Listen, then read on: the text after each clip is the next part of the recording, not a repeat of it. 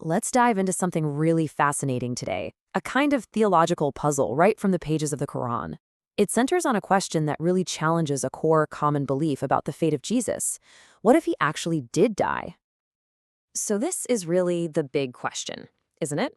The common understanding for centuries has been that Jesus was raised to heaven without ever experiencing death.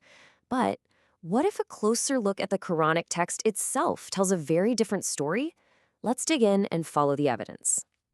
Okay, so where do we even begin with this?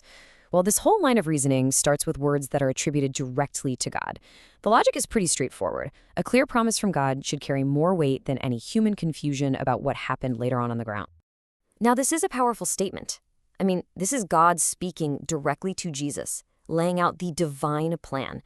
But everything, and I mean everything, comes down to that one phrase, I will take you. What does that actually mean?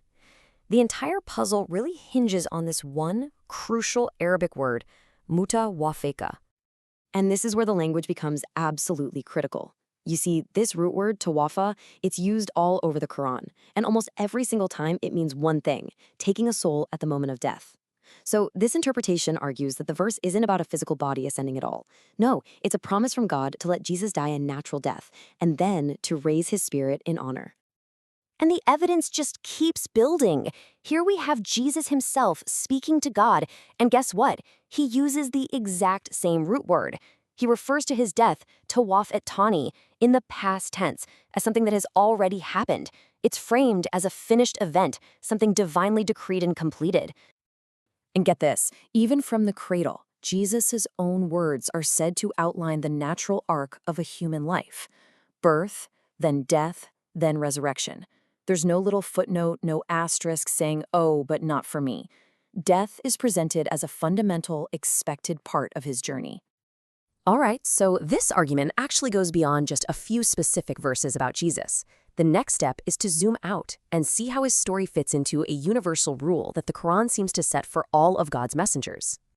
The principle itself is super simple. In the Quran, prophets are not immortal.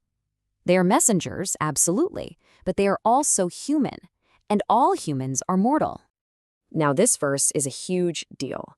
It directly compares Jesus to all the messengers who came before him, stating very clearly that they have passed on. And then it adds this beautiful, simple, humanizing detail. He and his mother ate food. So let's connect the dots here. Passed on is in the past tense. That implies a finality, that they've already died. And mentioning they ate food, that's a classic Quranic way to emphasize someone's humanity, their immortality. So the verse logically puts Jesus in the exact same category as all the other prophets who had already died. And just in case there was any doubt, this verse makes the rule absolute. No human being was granted immortality. And then, every soul will taste death. It's presented as an unbreakable divine law, with no special exceptions listed for Jesus. The third piece of this puzzle comes from looking at how the Quran treats the scriptures that came before it, the Torah and the Gospel. See, the Quran doesn't just mention the previous scriptures, it actively validates them. It says Jesus came to confirm the Torah and that the Gospel contains guidance and light. And that confirmation has a really powerful logical consequence. The logic follows a pretty simple path. If the Quran validates the Gospel, and the Gospel clearly contains prophecies about the Messiah's suffering and death, then belief in the Quran seems to logically include accepting the prophecies it validates. You can't really accept the book without accepting what the book itself upholds. Okay, I know what you're thinking. But wait a minute, what about the super famous verse that says it only appeared as if Jesus was crucified? How does this interpretation solve that massive contradiction? Here we go. This is the heart of the argument. The common view says the confusion was about who was on the cross. This interpretation, however, argues the confusion was about the method of his death. The promise wasn't to save Jesus from death itself, but to save him from the specific, accursed death of crucifixion. He would die naturally later, and it was his spirit that God raised in honor. To make this idea even clearer, this interpretation points to another really powerful story in the Quran, a story that's all about sacrifice, submission, and a last-minute divine plan. We all know the incredibly tense story of Abraham being commanded to sacrifice his son. They both submit completely to God's will. But at the very last moment, God intervenes, stops the act, and provides a ram, a great sacrifice, as a ransom. And right there, the parallel becomes crystal clear. A life is saved from a very specific fate.